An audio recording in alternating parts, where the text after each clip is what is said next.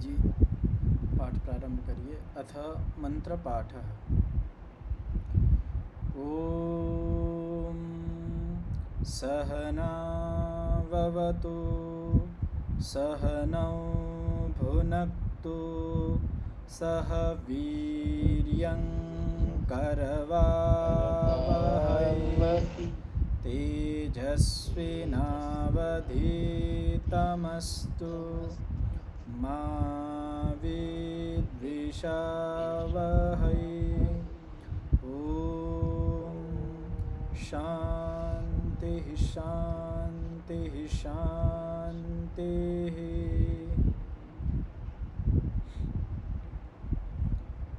ગઈકાલના પાઠમાંથી કોઈને કંઈ પૂછવું હોય કે પ્રશ્ન હોય તો પૂછી શકો છો.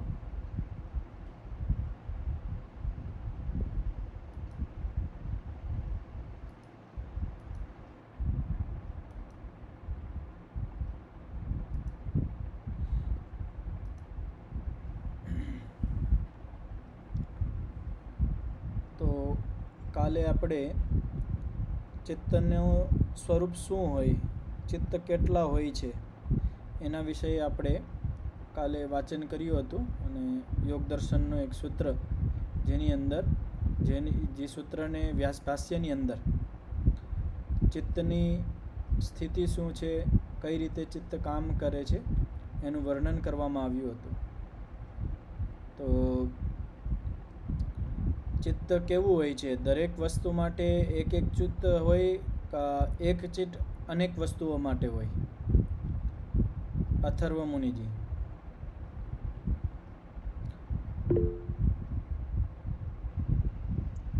એક ચિત્ત અનેક ઓલા માટે હોય છે, અનેક વસ્તુઓ માટે હોય છે, અનેક અર્થ માટે હોય છે. તો અહીંયા ત્રણ વિચારધારા, ત્રણ માન્યતાઓ બતાવવામાં આવી હતી. એ કઈ કઈ હતી નરેશભાઈ?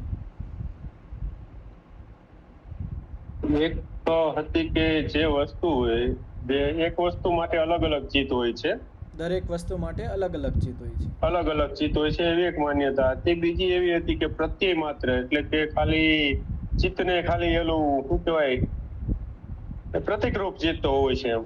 હા, ચિત્તને બદલે જ્ઞાન. એક માન્યતા એ કે જે છે એ બધું જ્ઞાન જ છે. અને ત્રીજી હતી ચિત્ત ક્ષણિક હોય છે, ખાલી જે તે વસ્તુ મર્યાદિત હોય છે, પછી ચિત્ત બદલી જાય છે, એમ કે નવું ચિત્ત આવી જાય એવું કઈક હોય છે. તો એ ત્રણ પ્રકારની જે વિચારધારા હતી એની અંદર શું શું દોષ હતા એ બતાવવામાં આવ્યા. અને છેલ્લે શું સિદ્ધાંત રૂપમાં સ્થાપિત કરવામાં આવ્યું કે ચિત્ત એક હોય છે અને અનેક વસ્તુઓને એનાથી આપણે ગ્રહણ કરીએ છીએ, એનું ધ્યાન કરીએ છીએ. અને ચિત્ત કેવું રહે છે? સ્થિત રહે છે, અવસ્થિત રહે છે. એક ધ્યાન પછી, એક વૃત્તિને જાણ્યા પછી, એક વસ્તુ જાણ્યા પછી ચિત્ત નષ્ટ નથી થતું, ચિત્ત સ્થિત રહે છે. જ્યાં સુધી ચિત્ત આપણને મોક્ષ સુધી ન પહોંચાડી દે ત્યાં સુધી એક જ ચિત્ત આપણા જોડે સ્થિત રહે છે. તો જે ચિત્ત સ્થિત ચિત્ત છે એના માટે આ શાસ્ત્રની અંદર પરિકર્મ સાધનનો નિર્દેશ કરવામાં આવ્યું છે. અને એ સાધનોથી શું થાય તેનો કેવી રીતે પ્રયોગ કરવો એના માટે આ 33મા નંબરનું સૂત્ર આજે આપણે જોશું. સૂત્ર છે મૈત્રી કરુણા મુદિતોપેક્ષાણામ સુખ દુઃખ પુણ્ય વિષયાણામ ભાવનાતશ્ચિત્ત પ્રસાદનમ. તો માઇક ખોલી લેજો, ઉચ્ચારણ કરજો. મૈત્રી કરુણા મુદિતા ઉપેક્ષાણામ સુખ દુઃખ પુણ્ય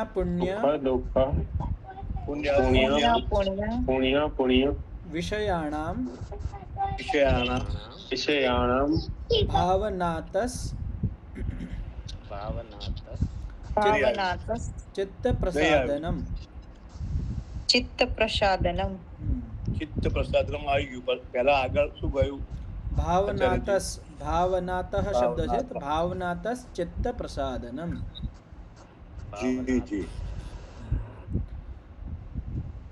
તો આ સૂત્રની અંદર મૈત્રી કહેવામાં આવે છે. સૂત્રની અંદર મૈત્રી, કરુણા, મુદિતા અને ઉપેક્ષા 4 વસ્તુ કહેવામાં આવી છે. મૈત્રી એટલે મિત્રતા ભાવ. કરુણા તો પ્રસિદ્ધ છે. કરુણા આપણે જેના ઉપર દયાનું સ્વરૂપ જ કહી શકીએ. અને મુદિતા એટલે પ્રસન્નતા. અને કોઈ ઉપેક્ષા, એને આપણે ભાષ્યની અંદર પણ વિસ્તારથી સમજશું. તો આ જે 4 વસ્તુ છે ને એની ભાવના કરવી જોઈએ. કેના પ્રતિ ભાવના કરવી જોઈએ? સુખ દુઃખ પુણ્ય અપુણ્ય વિષયાણામ. તો જે સુખી માણસ હોય એની સાથે મૈત્રીની ભાવના, જે માણસ દુઃખી હોય એની સાથે કરુણાની ભાવના, જે માણસ પુણ્યવાળો હોય, પુણ્ય કર્મ કરતો હોય એની સાથે આપણે કેવી ભાવના રાખવી જોઈએ? મુદિતાની, પ્રસન્નતાની ભાવના હોવી જોઈએ. અને જે અપુણ્યાત્મા છે, જે પાપ કરતો હોય, દુષ્ટ કર્મ કરતો હોય એની સાથે આપણે ઉપેક્ષાની ભાવના કરવી જોઈએ. આને કરવાથી શું થાય? આને કરવાથી આપણું જે ચિત્ત છે પ્રસાદનમ એટલે સ્થિર થાય છે, એકાગ્ર થાય છે, શુદ્ધ થાય. હા, શુદ્ધ થાય છે, એકાગ્ર થાય છે, પ્રસન્ન થાય છે. એ બધું કહી શકીએ આપણે. હવે અહીંયા જે જોવા જેવું છે કે સુખી, જે માણસ સુખી હોય એને જોઈને કેવી ભાવના આવી જોઈએ આપણા અંદર? મૈત્રીની ભાવના. અને કદાચ આપણે સુખી માણસને જોઈને મૈત્રીની ભાવના ન કરીએ તો કઈ ભાવના આવે? આપણા બધાનો અનુભવ હશે જ, બીજાને પણ આપણે જોઈ શકીએ છીએ કે જે સુખી માણસ હોય એને જોઈને આપણને यदि મૈત્રીની ભાવના ન કરીએ તો કઈ ભાવના આપણા અંદર ઉત્પન્ન થાય? હા, પ્રહલાદભાઈ. ઈર્ષ્યા અથવા અદેખાઈ. ઈર્ષ્યાની ભાવના. તો આ લોકમાં પ્રસિદ્ધ છે કે સુખી માણસને જોઈને વધારે કરતાં ઈર્ષ્યાનો ભાવ આપે. આપણો પાડોશી માણસ હોય એનો કંઈક સુખનો વિષય હોય, કંઈક સફળતા મળી હોય તો બાજુના જે પરિવારવાળા હોય એ એને ઈર્ષ્યા થતી હોય, બળતરા થતી હોય તો એનાથી ચિત્ત કઈ દી શુદ્ધ નહીં થાય, મલિન થતું જશે, ચિત્ત ક્લાંત થતું જશે. ચિત્તને પ્રસન્ન કરવું હોય, શુદ્ધ કરવું હોય એના માટે ગમે એ માણસ જે સુખી હોય એને જોઈને આપણા અંદર મૈત્રીની ભાવના હોવી જોઈએ, મિત્રતાની ભાવના હોવી જોઈએ. હવે અહીંયા વાત સમજવા જેવી છે કે અહીંયા ભાવનાની વાત છે. એક તો આપણે આ સંસારની અંદર લાખો કરોડો માણસ છે જે સુખી છે. બધા સાથે આપણે મિત્રતા અપનાવી ન શકીએ કે ચાલો હું આની મિત્રતા કરું. મિત્રતા માટે આપણે શું કરીએ? ભાઈ એના સાથે ઉઠીએ, બેઠીએ, એના સાથે જમીએ, એના સાથે વાતો કરીએ, એવા ઘણા બધા આપણે કર્મ કરીએ. પણ અહીંયા શું કહેવામાં? ભાવના. કે આ સંસારની અંદર જેટલા પણ સુખી માણસો હોય, લાખો કરોડો જેટલા પણ, એને પ્રત્યે આપણા અંદર મૈત્રીની ભાવના છે. આપણે ગમે એ સુખી માણસને જોતા હોય, આપણે એને ઓળખતા હોય કે ન ઓળખતા હોય, એ માણસ यदि સુખી છે એને જોઈને મૈત્રીની ભાવના હોય છે, મિત્રતાની ભાવના હોય છે.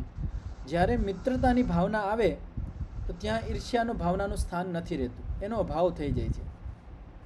જેવી રીતે આપણો મિત્ર હોય એ જ્યારે કંઈક સફળ થતો હોય તો આપણને કેવી પ્રસન્નતા થતી હોય, તો તેવી જ મૈત્રીની ભાવ હોય છે. મૈત્રી એટલે એના પ્રતિ ઈર્ષ્યાનો ભાવ ન હોવો જોઈએ, સન્માનનો ભાવ હોવો જોઈએ, ઉપકારનો ભાવ હોવો જોઈએ, હે ને? દ્વેષનો ભાવ ન હોવો જોઈએ, ઈર્ષ્યાનો ભાવ ન હોવો જોઈએ, મિત્રતાનો ભાવ માત્ર હોવો જોઈએ ત્યાં. પછી કહેવામાં આવે છે કે જે દુઃખી માણસ હોય, દુઃખી માણસને જોઈને કરુણાની ભાવના થવી જોઈએ. આપણા મનની અંદર કેવી ભાવના આવી જોઈએ? કરુણાની. यदि अगर આપણે દુઃખી માણસને જોઈને કરુણાની ભાવના ન કરીએ તો કઈ ભાવના આપણા મનની અંદર આવે? દુઃખી માણસને જોઈને આપણે કરુણાની ભાવના ઉત્પન્ન ન કરીએ તો આપણા મનની અંદર સ્વતઃ કઈ ભાવના ઉત્પન્ન થાય? નરેશભાઈ?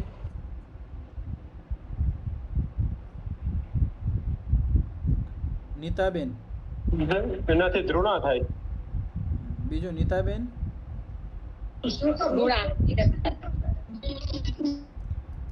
ઘૃણાની જગ્યાએ ઘૃણા પણ થાય, બીજી વસ્તુ થાય અહંકાર જાગૃત થાય, આપણો અભિમાન જાગૃત થાય કોઈ દુઃખી માણસ હોય, ગરીબ માણસ હોય ને, તો આપણે એને જોઈને, यदि આપણે અધ્યાત્મ પ્રેમી ન હોય તો એ દુઃખી માણસને જોઈને, નિર્બળ માણસને જોઈને આપણા અંદર કઈ ભાવના ઉત્પન્ન થાય? અભિમાનની ભાવના, અહંકારની ભાવના, કે આ તો કેટલો બધો દુઃખી છે, ગરીબ છે. તો આપણા અંદર એક અભિમાનની ભાવના આવે. ઓમ હાજી પ્રહલાદભાઈ બોલો. આચાર્યજી તિરસ્કાર કહી શકાય? તિરસ્કારની પણ ભાવના કહી શકીએ. હા, અભિમાનની આવે એટલે તિરસ્કાર જોડે જ આવે. તિરસ્કારની પણ ભાવના નફરત આવે. કરે, આ બીમાર છે નફરત કરે. હા, એ ઘૃણા જેવું થઈ જાય કે ઘૃણા જી. પણ થઈ શકે, પણ વધારે કરતા આપણે આ અભિમાન આવી જાય છે. મોટામાં મોટો આપણે કોઈ દુઃખી માણસને જોતા હોય ને, કે આના કરતાં તો મારા પાસે બહુ સારું છે, ગાડી સારી છે, આના કરતાં મારા પાસે ઘર સારું છે, એવી બધી આપણા અહંકારની ભાવના જાગૃત થઈ છે વધારે કરતા. જી જી જી. તો એ અહંકારની ભાવના જાગૃત ન થાય એના માટે શું કરવું જોઈએ? કરુણાની ભાવના આપણે અંદર જગાડવી જોઈએ. કરુણા. હા, ગમે એ માણસ દુઃખી છે એના પ્રત્યે આપણા અંદર કરુણાની ભાવના હોવી જોઈએ, કે આ દુઃખી છે, આનું હું સહાય કરી શકું છું, આના દુઃખમાં હું કેવી રીતે ભાગી બની શકું છું, આનું દુઃખ હું કેવી રીતે દૂર કરી શકું છું. ગમે એ રીતે તમે વાણીથી પણ એનું દુઃખ દૂર કરી શકો છો. ઘણા બધા મનથી ઉદાસ હોય તો તમે વાણીથી 2-4 સારા વાક્ય બોલીને એને દુઃખ દૂર કરી શકો છો. તો ગમે એ રીતે એનું સહાય કરીને, અત્યારે આપણે સંસારમાં જોઈ શકીએ છીએ ઘણા બધા એવા પરોપકારી માણસો હોય સમાજની અંદર, જે સમાજની અંદર દુઃખી માણસો હોય, ગરીબ હોય, જમવાનું ન મળતું એને જમાડતા હોય, સાવ ગરીબ મકાન બનાવી દેતો, એ ઘણા બધા કાર્ય કરતા હોય ને એને કરીને એને ખૂબ આનંદ થતો હોય અને એનું પુણ્ય પણ બનતું હોય. તો ગમે એવો દુઃખી માણસ હોય તો દુઃખી માણસને જોઈને આપણા અંદર કરુણાની ભાવના આવી જોઈએ. અભિમાનની ભાવના કોઈ દિવસ ના આવી જોઈએ. કરુણાની ભાવના આપણા અંદર થાય એટલે આપણું ચિત્ત શુદ્ધ થતું જાય, પ્રસન્ન થતો જાય. પછી કહેવામાં આવે છે પુણ્યાત્મા. જે પુણ્યાત્મા લોક છે, અર્થાત વિદ્વાન લોક છે, યોગી લોક છે, જે સદૈવ પુણ્ય જ કર્મો કરતા હોય છે, તેવા પુણ્યાત્મા ધાર્મિક વિદ્વાન મહાપુરુષોને જોઈને આપણા અંદર મુદિતાની ભાવના હોવી જોઈએ, પ્રસન્નતાની ભાવના હોવી જોઈએ. અહીંયા જ્યારે પુણ્યાત્મા હોય ને, પુણ્યાત્માને જોઈને શેની ભાવના આવે આપણા અંદર? કોણ બતાવશે? यदि આપણે કોઈ સારા મહાપુરુષો જોઈ તો ગમે એ પુણ્યાત્મા મહાપુરુષો નહીં, આપણા આજુબાજુ પણ ગમે એ માણસ હોય જે પુણ્ય કર્મો કરતો હોય, यदि આપણે આપણા મનની અંદર પ્રસન્નતાની ભાવના ન કરીએ તો એને જોઈને કઈ ભાવના આપણા મનમાં આવી શકે છે? દ્વેષની ભાવના ઉત્પન્ન થાય છે. કઈ ઉત્પન્ન થાય છે? દ્વેષની, વધારે કરતા. કોઈ સારો માણસ હોય, આગળ વધતો હોય, એક હોય ઈર્ષ્યા અને એક હોય દ્વેષ. ઈર્ષ્યા હોય, ઈર્ષ્યા તો અંદર બળતો હોય માણસ, અને દ્વેષ હોય એનો પ્રતિકાર કરતો હોય. એ પુણ્યાત્મા માણસ હોય ને, જે સારો માણસ હોય, આજુબાજુ કંઈક સારા કામ કરતો હોય, તો ઘણા બધા એવા માણસો હોય કે એને લાગતું આના પુણ્યથી, આના સારા કર્મોથી આનું યશ થાય છે, તો એને હેઠે કરીને હેરાન કરશે, એનાથી દ્વેષ કરશે, એને બાધિત કરશે. અને આપણે સમાજમાં જોઈ પણ શકીએ છીએ કે જે સારા પુણ્યાત્મા લોકો સારું કાર્ય કરતા હોય એના જીવનમાં કેટલી બધી બાધાઓ હોય, કેટલા બધા માણસો એનો વિરોધ કરવાવાળા ઊભા થઈ જતા હોય. શા માટે? એ પુણ્ય કર્મ કરે છે, એના પુણ્યથી એને લાભ થશે, એનું નામ થશે, તો બીજા લોકોને તકલીફ થાય છે, દ્વેષ થાય છે કે નહીં, આ પુણ્ય આ ન કરવો જોઈએ. એના માટે ઘણી બધી એને તકલીફો ઊભી કરે છે. તો ગમે ત્યારે જે પુણ્યાત્મા હોય, શ્રેષ્ઠ માણસ હોય, શ્રેષ્ઠ કાર્ય કરવાવાળો માણસ હોય, એને જોઈને આપણા અંદર પ્રસન્નતાની ભાવના હોય છે કે આ શ્રેષ્ઠ કાર્ય કરે છે, આનાથી સમાજમાં સુધાર થશે, સમાજમાં ઉન્નતિ થશે, સમાજની અંદર જે દુઃખ છે, દારિદ્ર્યતા છે, આવી બધી વસ્તુ, જે નબળી વસ્તુ છે દૂર થશે, સમાજ સબળ બનશે. તો એવી ભાવના, પ્રસન્નતાની ભાવના આપણા અંદર થવી જોઈએ. પછી આગળ કહેવામાં આવે છે અપુણ્યાત્મા, જે પાપી માણસ હોય એને જોઈને આપણા અંદર ઉપેક્ષાની ભાવના હોવી જોઈએ. પાપી માણસને જોઈને આપણા અંદર શું થતું હોય? પાપી માણસને જોઈને ઘૃણાની ભાવના થતી હોય કે આ પાપી માણસ છે. ઘણી વખત એનાથી આપણને ઘૃણા થતી હોય કે આને પાસે બેસવું નથી, આ તો બહુ ખરાબ છે, ઓલી અમુક. અને બીજી ભાવના છે દ્વેષની. જે દુષ્ટ માણસ હોય ને એનાથી આ બે ભાવના વધારે કરતા થતી હોય માણસની અંદર. એક તો દ્વેષ કરતા હોય કે આ દુષ્ટ છે, એનાથી આપણે બચવું જોઈએ, અને આને આપણે દુઃખી કરવો જોઈએ, ભગાડવો જોઈએ અહીંથી, આ બદમાશ માણસ છે. અને બીજી ઘૃણાની ભાવના થતી હોય. તો અપુણ્યાત્મા દુષ્ટ માણસને જોઈને આપણે અંદર ઉપેક્ષાની ભાવના થવી જોઈએ. આટલા બધા સંસારની અંદર આતંકવાદીઓ છે, બીજા દુષ્ટ લોકો છે, ચોર લોકો છે, બધાને તો આપણે સુધારી શકવાના નથી, આપણે ગમે એટલું કરીએ. અને ઘણી બધી વખત માણસ આના લીધે અવસાદમાં વયો જતો હોય, ટેન્શનમાં વયો જતો હોય કે આ સંસારની અંદર શું થાય છે, એટલા બધા પાપીઓ ભેગા થાય છે, નકરું પાપ જ કરે છે, એને જોઈ જોઈને એનો વિચાર કરી કરીને દુઃખી થતા હોય. તો એને અહીંયા કહેવામાં આવે છે કે જેવા એવા દુષ્ટાત્મા હોય, અપુણ્યાત્મા હોય એને. ઓમ હા પ્રહલાદ. આચાર્યજી, અત્યારે જો અમેરિકાના પ્રેસિડેન્ટ ટ્રમ્પ જે કાર્ય કરી રહ્યા છે એને આપણે શું કરવાનું? એનું શું કરવાનું કે એને આપણે અહીંથી તો કંઈ કરી શકવાના નથી ને આપણામાં સામર્થ્ય નથી. તો અત્યારે એક તો છે કે આપણે એનો વિચાર કરી કરીને ટેન્શન લઈ કે આ આવી રીતનું કરે છે, સંસારની હાનિ કરે છે, એને વિચાર કરી કરીને આપણે દુઃખી થતા હોય તો કાંઈ થવાનું નથી. એની ઉપેક્ષા જ કરવી જોઈએ. અને તમે એનું વિચારી કરશો શું? આપણે આને હાનિ શું કરી શકવાના? કાંઈ નથી. यदि આપણામાં અધિકાર હોય, આપણામાં સામર્થ્ય હોય તો આપણે કરી શકીએ છીએ. નથી આપણું સામર્થ્ય ત્યાં સુધી તો આપણે ઉપેક્ષા કરી શકીએ છીએ. હા, હવે દુષ્ટ માણસ હોય કે આપણે માની લો કોઈ ટેરરિસ્ટ હોય ને તમારે એના વિશે બોલવાનું હોય તો એનો વિરોધ કરવો જોઈએ. વિરોધ કરવો એ દ્વેષ નથી, એ સમજી લેવાનું. ઘણી બધી વખત માણસને એમ સમજમાં આવી જાય કે દુષ્ટ માણસનો વિરોધ કરવો એટલે એનો દ્વેષ કરવો. મહર્ષિ દયાનંદ સરસ્વતીજી અને શાસ્ત્રોમાં કહેવામાં આવ્યું છે કે દુષ્ટ માણસો એના સુધી પ્રતિકાર કરવો જોઈએ, એનો વિરોધ કરવો જોઈએ. તો વિરોધ કરવો, પ્રતિકાર કરવો એ દ્વેષ નથી હોતું. આપણા અંદરથી એની હાનિ કરવા નથી ઈચ્છતા, એનું કલ્યાણ જ ઈચ્છીએ છીએ અંદરથી કે આ બદમાશ માણસ સુધરી જાય, એનાથી સમાજને લાભ થશે. આપણે અંદર ભાવના એવી છે અને એનાથી સમાજને બચાવીએ છીએ આપણે, તો એવી ભાવના હોઈ શકે. પણ આપણે દ્વેષ નહીં કરવાનો. દ્વેષની ભાવના આવી જશે તો આપણું ચિત્ત ખિન્ન થઈ જશે, અપ્રસન્ન થઈ જશે. ચિત્ત જેવું પ્રસન્ન છે, શુદ્ધ છે એવું નહીં રહેશે. દ્વેષ છે એ ક્લેશ છે. તો આવી રીતે આપણે ભાવના કરીએ તો આપણું ચિત્ત પ્રસન્ન થાય છે, શુદ્ધ થાય છે. ચર્યજી, ઉપેક્ષા કહેતા, ઉપેક્ષા એટલે શું? ઉપેક્ષા એટલે ઉપેક્ષા એટલે શું? ન પ્રીતિ કરવી, ન દ્વેષ કરવો. મહર્ષિ દયાનંદજીની ભાષામાં કહેવાય, ઉપેક્ષા શબ્દ નવો છે.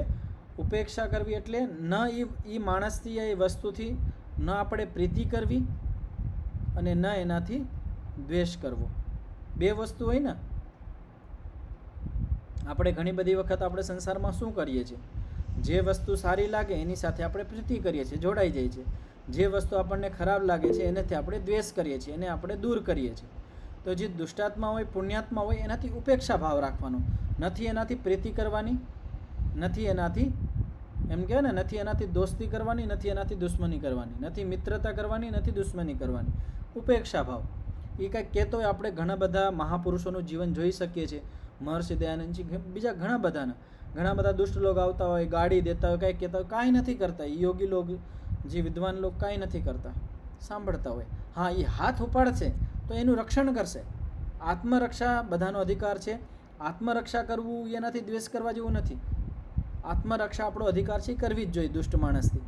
પણ હવે એના માટે આપણે પ્રયત્નશીલ બધાએ કામ મૂકીને એના વિનાશ માટે લાગી જાય, દ્વેષ કરીએ, ગમે ત્યાં એનો આપણે વિરોધ કરવા માંડીએ ને એને ગમે એમ આપણા અંદર ભાવના એવી જ હોય, બસ બધું આપણે ભૂલી જતા હોય, આપણું મન છે દ્વેષમય થઈ જતું હોય.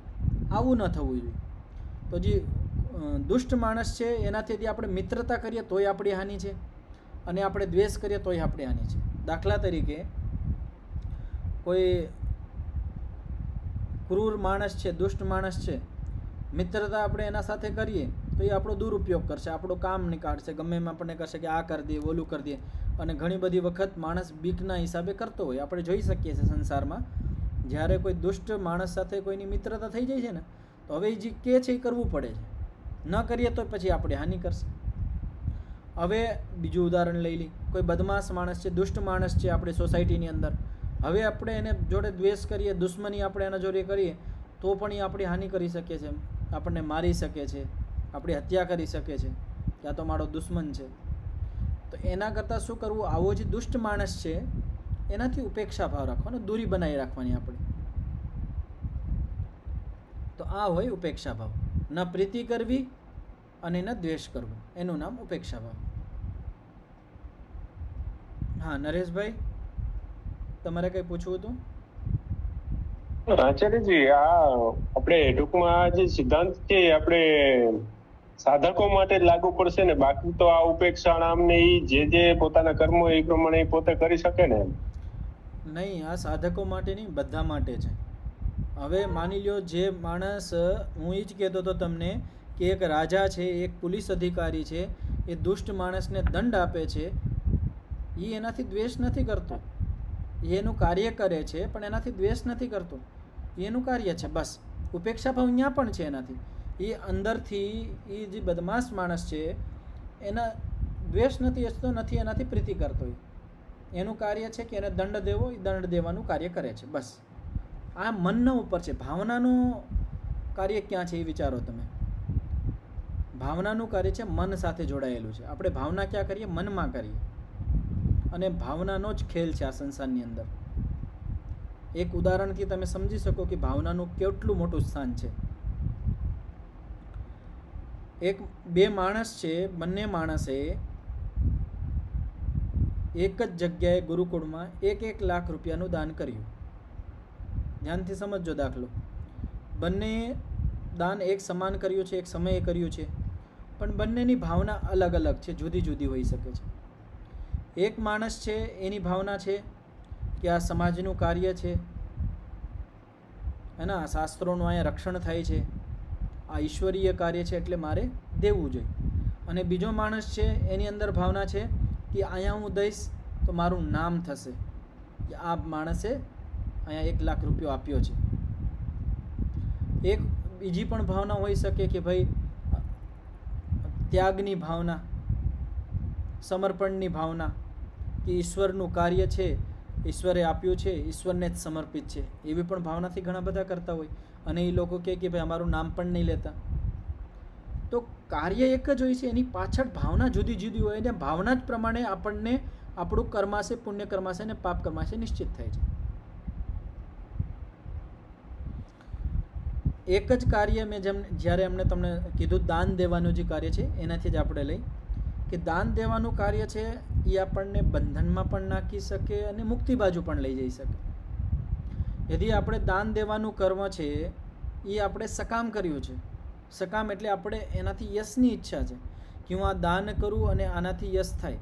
ખોટું નથી, સારી વાત છે, એક બહુ ઊંચી સ્થિતિ છે કે દાન કરીને તમે દાન કરો છો એ મોટી વાત છે. અને એના પછી મનની અંદર યશની કામના હોય તો આ સકામ કર્મ થઈ ગયું. આનાથી આપણને બંધન થશે, મુક્તિ બાજુ તો નહીં જઈ શકીએ પણ સારું કર્મ છે અને આનાથી આપણને સારા સાધનો આગળના જીવનમાં મળશે. અને એક એવી ભાવના છે કે આ હું દાન મારું કર્તવ્ય છે અને નિષ્કામ ભાવનાથી કરું છું, ઈશ્વરીય કાર્યમાં કરું છું. આ નિષ્કામ ભાવના છે, આનાથી એનું કર્માશય નહીં બને. અને અહીંયા વસ્તુ સમજવા જેવી છે કે ઘણી બધી વખત માણસ દાન કરતો હોય અને એ કહેતો પણ હોય કે મારું નામ નહીં લેતા, પણ અંદર મનની અંદર ક્યાંક ભાવના હોય, થોડીક ઈચ્છા હોય કે મેં આ દાન કર્યું છે. અને કોઈ આપણા સામે થોડુંક પણ કહી દે તો આપણે પ્રસન્નતા, એનું સુખ ભોગવી લેતા હોય. કોઈ એમ કહી દે કે ઓહો તમે કેવડું દાન કર્યું, આપણા અંદર તરત પ્રસન્નતા થઈ જાય તો આપણે માની લો આપણે એને ભોગવી લીધું, એનું જે સુખ હતું એ ભોગવી લીધું. જ્યારે આપણી સ્થિતિ એટલી થઈ જાય કે આપણે સારા કર્મ કર્યા પછી આપણી કોઈ પ્રશંસા કરે ત્યારે આપણી સ્થિતિ સામાન્ય હોવી જોઈએ. આપણને સુખ ન થવું જોઈએ ને દુઃખ થવું જોઈએ, સામાન્ય સ્થિતિ હોવી જોઈએ, ત્યારે આપણી ઉપલબ્ધિ છે. આ મતલબ એક મોટા યોગી માણસની કહું છું, પણ આ બહુ અઘરું છે. આપણે કોઈક સારું કાર્ય કર્યું હોય ને આપણે આપણા કાર્યની કોઈ થોડીક પ્રશંસા કરી દઈએ તો આપણે કેટલા બધા અંદરથી પ્રફુલ્લિત થઈ જાય છે. એટલે આનાથી શું ખબર પડે છે કે આપણા અંદર હજી ઈચ્છા છે, આપણે કામના કરીએ છીએ કે આ સારા કર્મ કરવું એનાથી મને યશ મળે. પણ જ્યારે યોગી માણસ છે, જે ઉચ્ચ કોટીનો સાધક છે, એ એટલો બધો અભ્યાસી થઈ જાય કે એના પછી એનાથી ઈચ્છા જ ન થાય કે મારી પ્રસન્નતા થશે તો એને કોઈ અંદરથી મતલબ એની સન્માન થતું હોય એ સામાન્ય અવસ્થામાં રહેશે. અને હું હજી કહું છું કે આ એવું નહીં લઈ લેવાનું કે કોઈ દાન દેતો હોય કે યશની કામના નહીં કરવાની.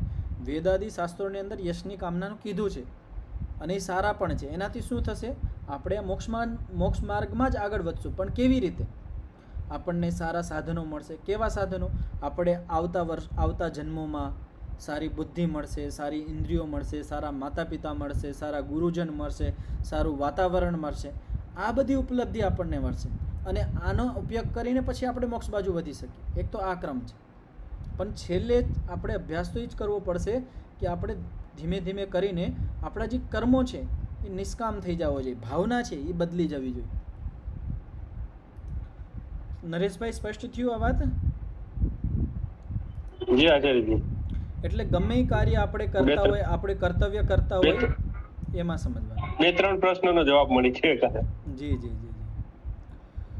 હવે વ્યાસ ભાષ્ય જોઈએ આપણે. તત્ર સર્વ પ્રાણીષુ સુખ સંભોગાપન્નેષુ મૈત્રીમ ભાવયેત.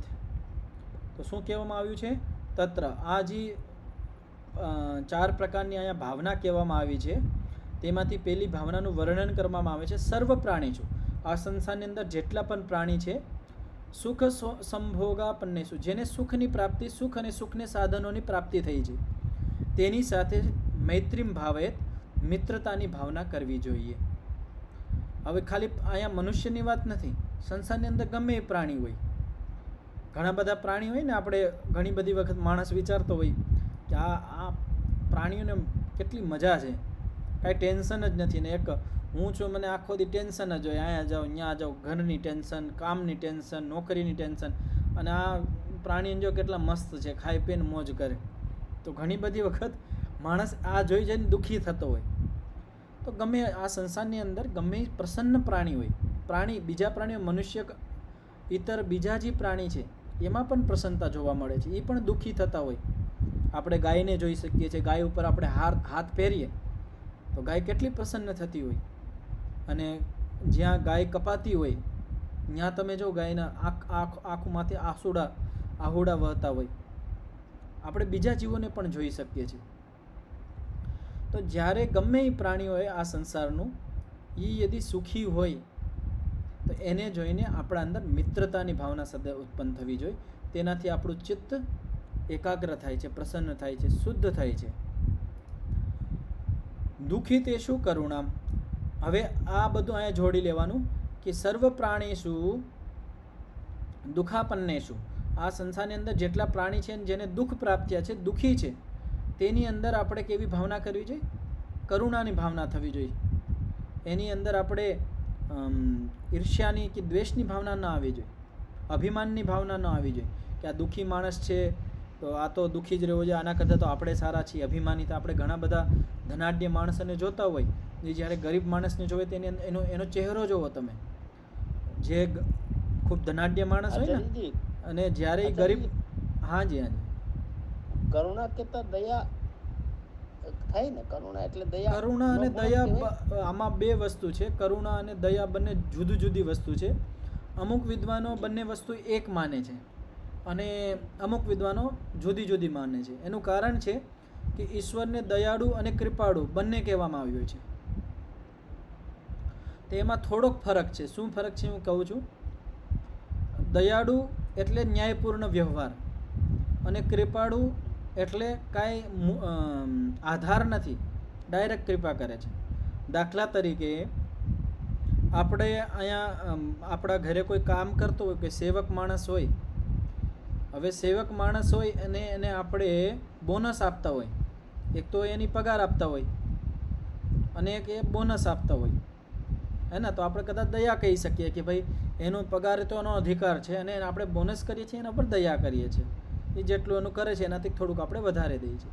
પણ એક એવો બીજો માણસ છે જેને આપણે ડાયરેક્ટ આપીએ છીએ, જેનાથી આપણે કંઈ લેવું દેવું નથી, જે સાવ દુઃખી છે, અને એના ઉપર આપણે ડાયરેક્ટ કૃપા કરીએ છીએ, કરુણા કરીએ છીએ. એનું નામ કરુણા. થોડોક ભેદ કરી શકીએ. કૃપા જ્યાં કરીએ અહીંયા કરુણા. અને અમુક વિદ્વાનો આ પણ આમાં માને છે, એમાં આ પણ ખોટું નથી, આ પણ આપણે કરી શકીએ. કરુણા એટલે દયાળુની ભાવના. આ પણ બિલકુલ પાસે છે બંને વસ્તુ. થોડોક ભેદ કરી શકીએ છીએ. દુઃખી તે શું કરુણા. અને જે દુઃખી માણસ હોય, દુઃખી પ્રાણી હોય, એના પ્રતિ આપણા અંદર કરુણાની ભાવના સદૈવ થવી જોઈએ. પુણ્યાત્મકેશુ મુદિતામ જે પુણ્યાત્માઓ છે, પુણ્ય કર્મ કરતા હોય એવા પ્રાણીઓ પ્રતિ, એવા મનુષ્યો પ્રતિ, અહીંયા તો મનુષ્ય જ લેવા જોઈએ, કારણ કે પુણ્ય અને અપુણ્ય કર્મનું જે કર્મયોની છે એ છે મનુષ્યની. બે પ્રકારની યોની હોય છે, એક હોય છે ભોગ યોની અને એક હોય છે કર્મયોની, હે ને. તો ભોગ યોની તો કહેવાય જેમાં સિર્ફ ભોગ થતો હોય. તો આ સંસારની અંદર કર્મયોનીમાં તો આપણે મનુષ્યો છીએ, આપણને કર્મ કરવાની સ્વતંત્રતા છે, આપણને બુદ્ધિ મળી છે, તો આપણે પુણ્ય અને અપુણ્યવાળા કર્મ કરી શકીએ છીએ. પણ બીજા જેટલા પ્રાણીઓ છે, મનુષ્ય ઇતર જેટલા પણ પ્રાણી છે, એ પુણ્ય અપુણ્ય એનાથી કોઈને લેવા દેવા નથી. એટલે એ બધી ભોગ્યોની છે, એને જે દુષ્ટ કર્મો કર્યા છે એનો ભોગ કરે છે માત્ર. અહીંયા એનું કંઈ કર્માશય નથી બનતું. આ ધ્યાન રાખજો, મોટો સિદ્ધાંત છે કે મનુષ્ય ઇતર બીજા જેટલા પણ પ્રાણી આ સંસારની અંદર છે એનું કર્માશય નથી બનતું. કર્માશય સંચય ખાલી માનવ યોનિની અંદર થાય છે. તો આપણને આ માનવ જીવન એટલે જ કહેવામાં આવે કે માનવ જીવન બહુ અમૂલ્ય છે. આની અંદર જ આપણા સારા કર્મનું સંચય થાય છે. આપણી સાથે જ આપણા કર્મો જાય છે અને આપણા કર્મોને આધારે જ આપણું આગળનું નક્કી થાય છે કે આપણે કઈ યોનિમાં જશું. તો પુણ્યાત્મકેશુ જે પુણ્યાત્મા મનુષ્યો છે એના પ્રત્યે આપણા અંદર મુદિતાની ભાવના થવી જોઈએ, પ્રસન્નતાની ભાવના થવી જોઈએ. એને જોઈને આપણા અંદર પ્રસન્નતાનો ભાવ આવવો જોઈએ. અપુણ્યશીલેશુ ઉપેક્ષામ, અને જે અપુણ્યાત્માઓ છે, દુષ્ટ કર્મ કરતા હોય એવા માણસો છે, એના પ્રત્યે આપણી અંદર ઉપેક્ષાની ભાવના થવી જોઈએ. એવમ અસ્ય ભાવયત શુક્લ ધર્મ ઉપજાયતે. જો અહીંયા ફળ કહેવામાં આવ્યું છે કે આપણે આ 4 પ્રકારની ભાવના કરીએ, આનાથી શું લાભ મળવાનો છે, શું બેનિફિટ થશે. તો એવમ અસ્ય, આવી રીતે આપણે કરીએ, આ 4 પ્રકારની ભાવનાઓ આપણે આપણા અંદર કરીએ તો આપણા અંદર શુક્લ ધર્મ જઈએ. શુક્લ એટલે શુદ્ધ ધર્મ ઉત્પન્ન થાય છે. શુદ્ધ ધર્મ એટલે શું? શુદ્ધ જ્ઞાન કહી શકીએ આપણે. જે આપણું જ્ઞાન છે ને એ શુદ્ધ પરિશુદ્ધ થતું જાય. આપણા અંદર જે અશુદ્ધિ છે, મલિનતા છે, એ ધીમે ધીમે કરતી દૂર થતી જાય છે. અને જ્યારે આપણે અંદર શુક્લ ધર્મ ઉત્પન્ન થાય છે, શુદ્ધ ધર્મ, શુદ્ધ જ્ઞાન જ્યારે આપણા અંદર ઉત્પન્ન થઈ જાય છે, એનાથી પણ શું લાભ થાય છે? તતશ્ચિત્તમ પ્રસીદતિ, એનાથી આપણું જે ચિત્ત છે એ પ્રસન્ન થાય છે. પ્રસન્ન થવાથી શું થાય છે? પ્રસન્નમ એકાગ્રમ સ્થિતિ પદમ લભતે. જ્યારે આપણું ચિત્ત, જ્યારે આપણું મન પ્રસન્ન થાય છે ત્યારે એકાગ્ર સ્થિતિ પદમ લભતે. કયા સ્થિતિ પદને પ્રાપ્ત કરે છે? એકાગ્રતાને પ્રાપ્ત કરીએ છીએ. જે આપણી ચોથી ભૂમિ છે, એકાગ્ર અવસ્થા, એને ચિત્ત પ્રાપ્ત કરી લે છે.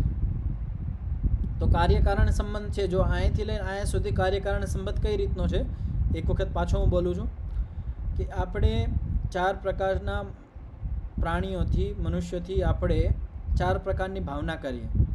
સુખી માણસથી મૈત્રીની ભાવના, દુઃખી માણસથી કરુણાની ભાવના, પુણ્યાત્માઓથી મુદિતાની ભાવના અને અપુણ્યાત્માઓથી ઉપેક્ષાની ભાવના કરીએ. તો આ તો થઈ ગયું કાર્ય. તો આનાથી શું થાય? આનાથી આપણને શું મળશે? તો આનાથી આપણને લાભ થશે કે આપણા અંદર શુક્લ ધર્મ ઉત્પન્ન થશે, એટલે શુદ્ધ જ્ઞાન, વિવેક ઉત્પન્ન થશે. તો ભાવનાથી તો થયો વિવેકની ઉત્પત્તિ, શુદ્ધ જ્ઞાનની ઉત્પત્તિ. શુદ્ધ જ્ઞાનથી શું થયું?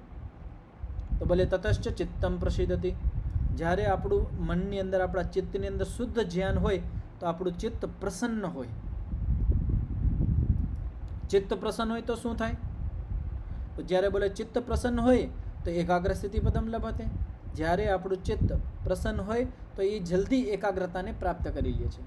આપણે દાખલા તરીકે સમજી શકીએ છીએ કે જે દિવસ આપણું મન પ્રસન્ન હોય અને આપણે ઉપાસનામાં બેઠા હોય તો આપણું મન તરત એકાગ્ર થઈ જાય છે. ઘણી બધી વખત આપણે કોઈ સારું કાર્ય કર્યું હોય,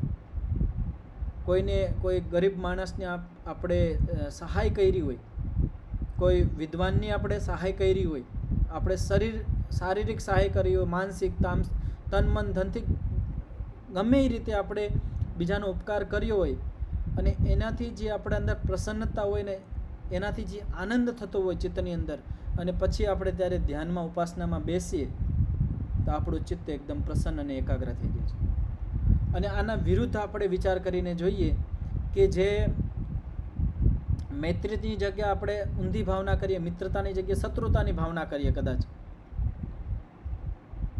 જે સુખી માણસ છે એનાથી આપણે દ્વેષ કરીએ, એનાથી આપણે શત્રુતાની ભાવના કરીએ, તો આપણું મન પ્રસન્ન નહીં થશે. અને જ્યાં સુધી આપણું મન પ્રસન્ન નહીં થાય ત્યાં સુધી આપણું મન ધ્યાનમાં નહીં લાગશે, એકાગ્ર નહીં થઈ શકે. તો આપણે આ એક પ્રકારથી યમ નિયમો જ જેવું જ છે. આ એક પ્રકારથી અહિંસાનું જ પાલન છે, અહિંસાનું જ વર્ણન છે, એમ આપણે કહી શકીએ છીએ. તો આ બધાને સ્પષ્ટ થયો આ સૂત્ર?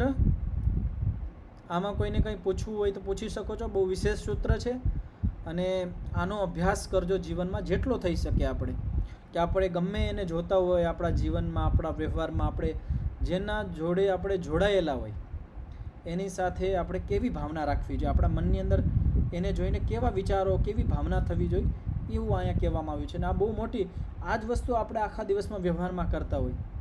આપણે માણસને જોઈને આપણા અંદર કેવી ભાવના ઉત્પન્ન થાય છે એનું આત્મનિરીક્ષણ કરવાનું. આપણે કે હું આ માણસને જોઉં છું, આ પ્રાણીને જોઉં છું અને આને જોઈને મારા મનની અંદર શું ભાવના ઉત્પન્ન થાય છે. જ્યારે એ ભાવના આપણે ખોટી ભાવના ઉત્પન્ન થતી હોય તો એ આદતને બદલવાની. અહીંયા બે વસ્તુ છે કે એક તો જબરદસ્તી ભાવના ઉત્પન્ન કરવી અને એક ભાવના ઉત્પન્ન થવી.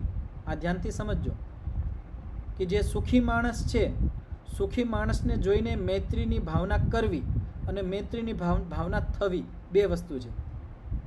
જ્યારે આપણા સંસ્કારો સારા હોય, જ્યારે આપણે અધ્યાત્મ પ્રેમી હોય, જ્યારે આપણે સ્વાધ્યાય કરતા હોય, જ્યારે આપણે પહેલાંના જે જન્મો છે આપણા એની અંદર આપણે સારા કર્મો કર્યા હોય, જ્યારે આપણી સંગતિ સારી હોય, ત્યારે આપણે સુખી માણસને જોઈને સ્વતઃ એના પ્રત્યે આપણને મૈત્રીની ભાવના જાગશે. અને આપણે આપણી બુદ્ધિ સારી ન હોય, આપણે સારા વાતાવરણમાં ન હોય, સારા સાનિધ્યમાં ન હોય, સારું વાંચન ન કરતા હોય, સારું ચિંતન ન કરતા હોય, તો આપણે જબરદસ્તી મૈત્રીની ભાવના કરવી પડશે. અને આ પણ ખોટું નથી. મૈત્રીની આપણે જ્યારે આપણને એટલી યોગ્યતા નથી, આપણે એટલું બધું ચિંતન સ્વાધ્યાય નથી કરી શકતા, પણ આપણે મૈત્રી ભાવનાનો પ્રયાસ તો કરી શકીએ છીએ. ધીમે ધીમે કરીને આપણે આદત બની જશે. તો આ બંને વસ્તુ છે.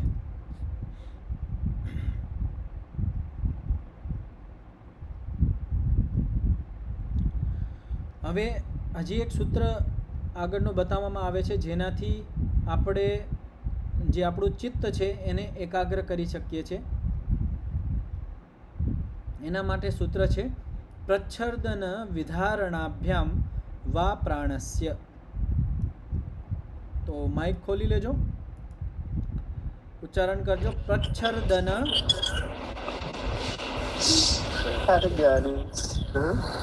विधारणाभ्याम.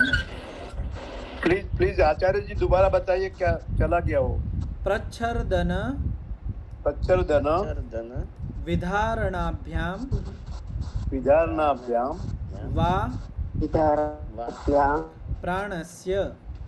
वा प्राणस्य प्रच्छर्दन विधारणाभ्याम वा प्राणस्य. बोलो एक साथ है.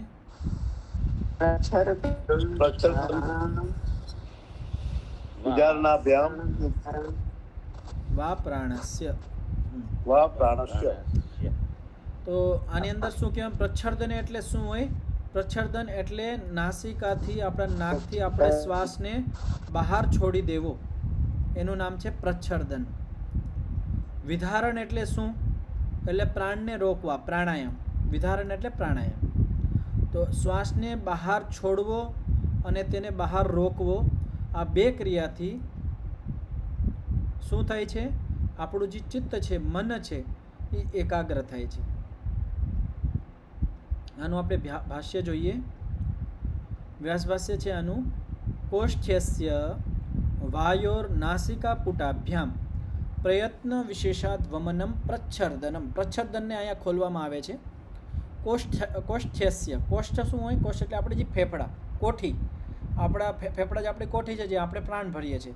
તો ફેફડાની અંદરથી આપણે વાયુ, આપણી જે ફેફડાની જે પ્રાણવાયુ છે, નાસિકા પુટાભ્યામ, નાકથી, મોઢાથી નથી કહેતા. ઘણા બધા ઊંધી ક્રિયા કરતા હોય, મોઢાથી છોડતા હોય.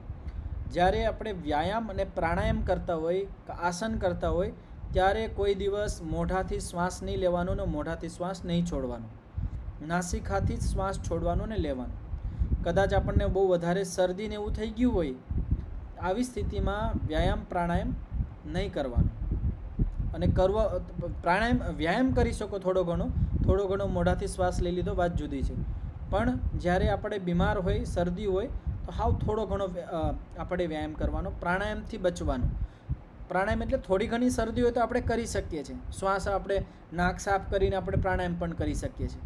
પણ બહુ શરદી થઈ ગયું હોય, આપણા આમાં શરીરમાં પાણી ચડી ગયું હોય, તાવ જેવું હોય, આવી સ્થિતિમાં પ્રાણાયામ નહીં કરવાનું.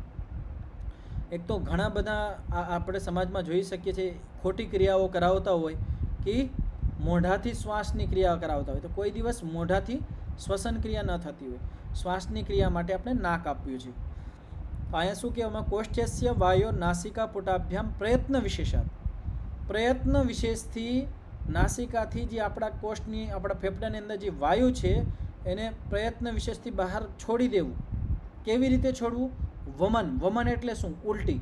જ્યારે આપણને ઉલટી થતી હોય ત્યારે આપણે કેમ એકદમ ઉપકો આવતો હોય, જોરથી આપણે બધું એકદમ ખેંચીને આપણે બધું બહાર કાઢી નાખતા હોય ઉલટીની અંદર. તો તેવી જ રીતે પ્રયત્ન વિશેષાત એટલે સામાન્ય રૂપથી આપણો શ્વાસ બહાર અંદર તો જતો જ હોય, આપણા વાયુ જે ફેફડાની અંદર છે સામાન્ય રૂપથી બહાર પણ આવે છે, જાય અંદર પણ જાય છે. આનું નામ નથી કહેતા પ્રાણાયામ. પ્રયત્ન વિશેષાત, પ્રયત્ન વિશેષથી એટલે આપણે જોર લગાવીને વમન જેમ કરતા ઉલટીની જેમ આપણે પ્રાણને બહાર છોડી દઈએ છીએ. આને કહેવાય પ્રચ્છર્દનમ. વિધારણમ એટલે શું? પ્રાણાયામ. વિધારણમ એટલે શું? પ્રાણાયામ. તાભ્યામ વા મનસઃ સ્થિતિમ સંપાદયેત. આ બંનેનો ઉપયોગ કરીને મનની સ્થિતિ સંપાદિત કરવી જોઈએ, મનની સ્થિતિ બનાવવી જોઈએ. કઈ સ્થિતિ? મનની સ્થિતિ કઈ છે? પ્રશાંત વાહિતા, એકાગ્ર સ્થિતિ. ચિત્તની વાસ્તવિક સ્થિતિ શું છે? પ્રશાંત વાહિતા સ્થિતિ છે, જ્યાં મન એકદમ એકાગ્ર હોય, એક જ વિષયમાં લાગેલું હોય. તો આપણે જ્યારે ધ્યાનમાં બેસતા હોય કે ગમે એ વિષયમાં બેસતા હોય, આપણે ચિત્તને એકાગ્ર કરવું હોય તો એના માટે આ પણ એક મોટો ઉપાય છે. અને આ ઉપાયને પણ ઘણા બધા યોગી અને સાધક લોકો ઉપયોગ કરે છે. અને આગળ પણ પ્રાણાયામની બહુ મહાત્મ્ય છે, આગળ પણ બતાવવામાં આવશે. પ્રાણ અને મન આ બંને વસ્તુ જોડાયેલી છે.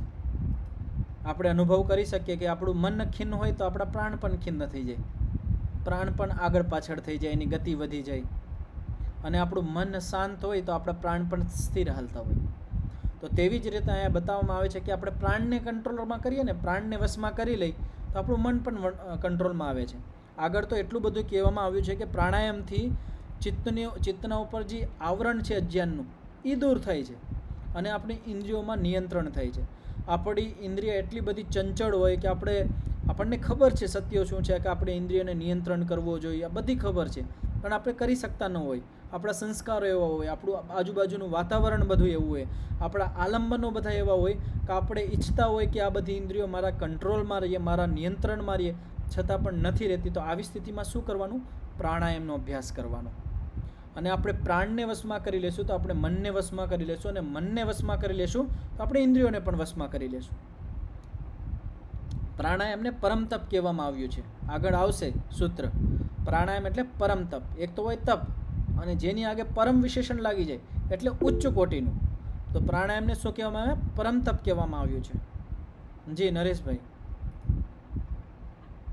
આ સૂત્રમાં બંને આવી ગયું, આભ્યંતર અને બાહ્ય બંને પ્રાણાયામ આવી ગયા કે નહીં, આગળ આવશે. શ્વાસ રોકવું અને રોકી રાખવું એને જ થયું ને? ફેંકવું અને રોકી રાખવું નહીં, અહીંયા ખાલી ફેંકવું અને રોકવું નહીં. અહીંયા કહેવામાં આવ્યું છે પ્રચ્છર્દન અલગ છે ને પ્રાણાયામ અલગ છે. એટલે જ મેં કીધું હતું વિધારણમ એટલે પ્રાણાયામ. પ્રાણાયામ આગળ બતાવવામાં આવશે, એ આપણે ત્યાં જોશું.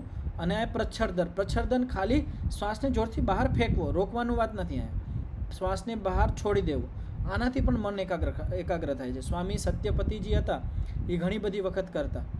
અને ઘણા બધા યોગી માણસ આ ક્રિયા કરે છે કે આપણા મનની અંદર જ્યારે કોઈ ખોટો વિચાર આવ્યો હોય, ખરાબ વિચાર આવ્યો હોય, તો એને શ્વાસ લઈને શ્વાસની સાથે જ જોરથી છોડી દે, એટલે વિચારે બહાર ગયો, એ રીતનું. તો આ પ્રચ્છર્દન કહેવાય. આ પ્રાણાયામથી અલગ ક્રિયા છે. ઓમ. હા જી આચાર્યજી, ये जो डीप ब्रीथिंग करते हैं और इसका और ये जो बाहर श्वास निकाल के रोकते हैं, इसमें क्या फर्क है? બંનેમાં ફરક છે અને શ્વસનની ગમે એ ક્રિયા લઈ આપણે લાભકારી છે. બસ એ કોઈ હઠિયો હોય એ પ્રાણાયામ નહીં કરવાના, એનું આગળ હું બતાવીશ. અહીંયા જે છે ને એક તો હોય કે આપણા શ્વાસ પ્રશ્વાસ ઉપર ધ્યાન રાખવાનું. આપણે ધારણા કરતા હોય કે જે શ્વાસ અંદર જાય છે બહાર આવે છે એના ઉપર આપણે ધ્યાન કરીએ તો આપણું મન છે ને એકાગ્ર થાય છે, સ્થિર થાય છે. હા, એનાથી લાભ થાય છે. હું એ પૂછી રહ્યો છું કે આપણે ડીપ બ્રીથિંગ કરીએ તો કોન્સન્ટ્રેશનમાં ફાયદો થાય? થાય બિલકુલ થાય. જી જી જી. એ આગળ આવશે પણ હું આગળ બતાવીશ પણ એનું. અને અહીંયા જે પ્રચ્છદન છે ને એ ક્રિયા પણ આપણે આગળ જઈને કરવી જોઈએ, અભ્યાસ કરવો જોઈએ. કે ઘણી બધી વખત આપણે કરતા હોય, અમુક વાર સ્વાભાવિક ક્રિયા પણ થતી હોય. આપણે જ્યારે થાકી જતા હોય, ઘણી બધી વખત કંઈ વિચારતા હોય અને એકદમથી આપણે શ્વાસ છોડતા હોય, થતી હોય ને શરીરની અંદર ક્રિયા, સ્વાભાવિક ક્રિયા ઘણી બધી વખત આપણે અનુભવ કરી શકીએ છીએ.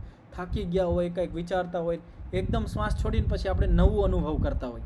તો તેવી જ રીતે જ્યારે આપણું ચિત્ત છે મલિન વિચારો આવી ગયા હોય તો શ્વાસ લઈને છોડી દેવાનો અને સાથે વિચારો પણ બંધ થઈ જવા જોઈએ, એ રીતનું.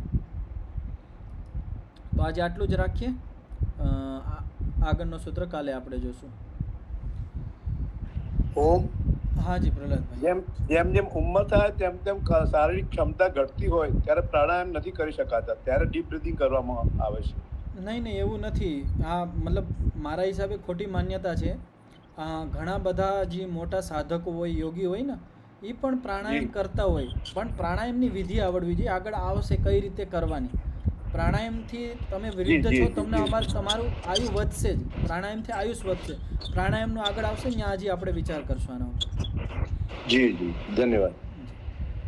ઓમ શાંતિ શાંતિ શાંતિ સર્વેભ્યો નમઃ.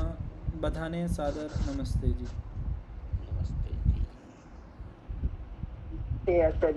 નમસ્તેજી. નમસ્તે આચાર્યજી. નમસ્તેજી. નમસ્તે આચાર્ય.